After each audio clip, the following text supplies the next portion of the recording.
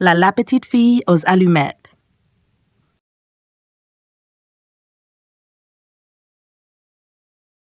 Une nuit du réveillon du Nouvel An, le froid est intense, la neige tombe et recouvre les rues.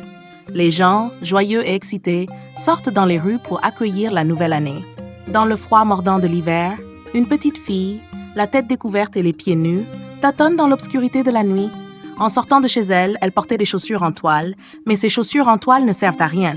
Les chaussures que ma mère m'avait laissées étaient trop grandes, et je les ai toutes les deux perdues en courant dans la rue, au moment où 2 voitures à chevaux fendaient la neige. La première chaussure a été écrasée par un carrosse à 2 chevaux, puis s'est retrouvée collée aux roues à cause de la neige, disparaissant ainsi. Quant à la deuxième, un petit garçon l'a ramassée, riant aux éclats, et l'a lancée en l'air. Il a même dit à la petite fille qu'il garderait la chaussure pour en faire un berceau pour son chien plus tard. Je devais marcher pieds nus, mes pieds devenant rouges vifs puis violacés à cause du froid. Mon vieux tablier, qui contenait toutes mes allumettes, et le petit sachet que je tenais en main étaient tout ce que j'avais. Je cherchais désespérément un endroit où il y avait beaucoup de passants, mais il faisait si froid que les gens se hâtaient sur le trottoir, sans prêter la moindre attention à mes appels de vente. Toute la journée, je n'ai rien réussi à vendre, et personne ne m'a donné ne serait-ce qu'un tout petit sou. La pauvre petite, affamée et grelottante, continuait à errer dans la rue. Les flocons de neige s'accrochaient à mes longs cheveux, formant de petites touffes sur mon dos, sans que je m'en rende compte. Les fenêtres de chaque maison brillaient de 1000 feux, et dans la rue se répandait l'odeur enivrante de l'oie rôtie. Ce n'était pourtant pas la veille du Nouvel An. Je me rappelais autrefois, lorsque ma douce grand-mère maternelle était encore en vie et que je fêtais le Nouvel An chez moi.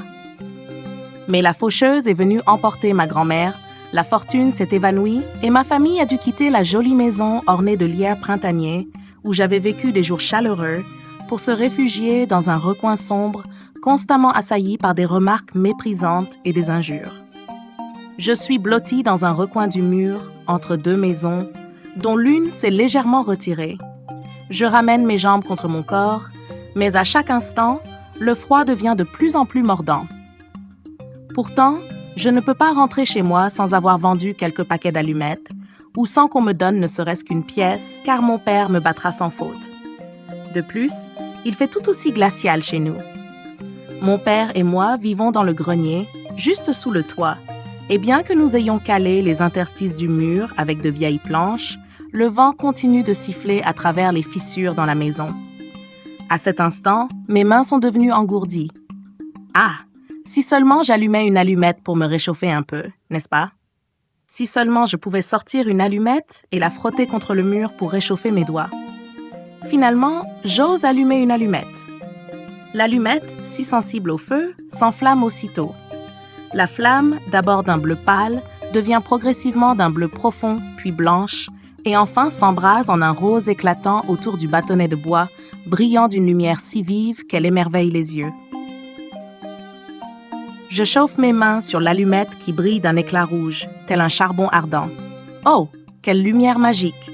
J'ai l'impression d'être assise devant un poêle en fer orné de motifs en bronze éclatant. À l'intérieur, le feu crépite joyeusement et diffuse une chaleur douce et réconfortante. C'était tellement agréable. Mes mains se réchauffaient à la flamme. Le pouce de la main qui tenait l'allumette devenait brûlant. Ah! Quand la neige recouvre la terre et que le vent du nord souffle fort, quel bonheur de pouvoir rester ainsi pendant des heures dans la froide nuit d'hiver devant un poêle chaud. Mais, en tendant mes pieds pour les réchauffer, la flamme s'éteignit soudainement et le poêle disparut. Je suis restée là, la main toujours tenant l'allumette qui était déjà consumée. Je suis restée pétrifiée et tout à coup j'ai réalisé que mon père m'avait confié la tâche de vendre des allumettes. Ce soir-là, je serais sûrement grondée à la maison. Elle alluma la 2e allumette. La flamme s'alluma et brilla intensément. Le mur sembla se transformer en un rideau de voile. Elle aperçut l'intérieur d'une maison. La table était dressée, une nappe blanche impeccablement propre, avec des assiettes en porcelaine précieuse et un oie rôti. Mais ce qui était le plus merveilleux, c'est que l'oie sauta du plat, saisit le couteau et la fourchette, se mit à courir, se planta dans le dos de l'oie et s'approcha de la petite fille. Puis, l'allumette s'éteignit, et tout ce qu'il y avait devant elle, ce furent des murs épais et froids. La réalité remplaça les rêves. Il n'y avait pas de festin, seulement des rues désertes et glacées, couvertes de neige, le vent du nord soufflant fort et quelques passants vêtus de manteaux chauds, pressés de rejoindre leur rendez-vous. Ils ignoraient totalement la misère de la petite fille qui vendait des allumettes. Elle alluma la 3e allumette. Soudain, un arbre de Noël apparut. Il était grand et magnifiquement décoré, bien plus que celui qu'elle avait vu l'année précédente à travers la vitrine d'un marchand riche. Des milliers de bougies brillaient intensément, scintillant sur les branches vertes, et de nombreuses images colorées comme celles qu'on trouve dans les vitrines apparurent devant les yeux de la petite fille.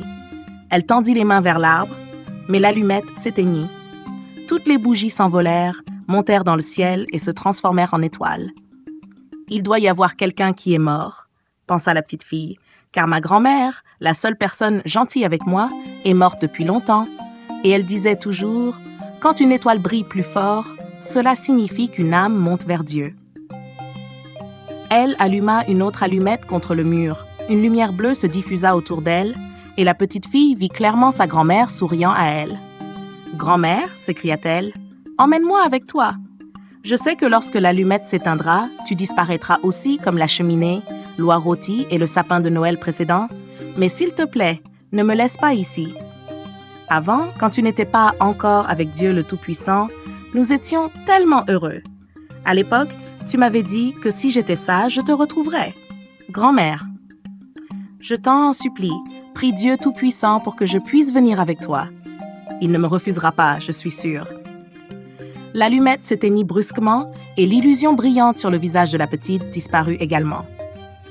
Elle alluma toutes les allumettes restantes dans le paquet. Elle voulait retenir sa grand-mère. Les allumettes s'illuminèrent les unes après les autres, éclairant la nuit comme en plein jour. Jamais elle n'avait vu sa grand-mère aussi grande et aussi belle. La vieille dame prit la petite fille par la main et ensemble, elles s'envolèrent haut, toujours plus haut, là où il n'y avait plus ni faim, ni froid, ni tristesse. Elles étaient maintenant avec Dieu. Le lendemain matin, la neige couvrait toujours le sol, mais le soleil s'était levé, brillant et éclatant dans le ciel pâle. Les gens sortaient joyeusement de chez eux. Dans cette matinée glaciale, à l'angle d'un mur, on trouva une petite fille, les joues roses et les lèvres souriant encore. Elle était morte de froid pendant la nuit du réveillon.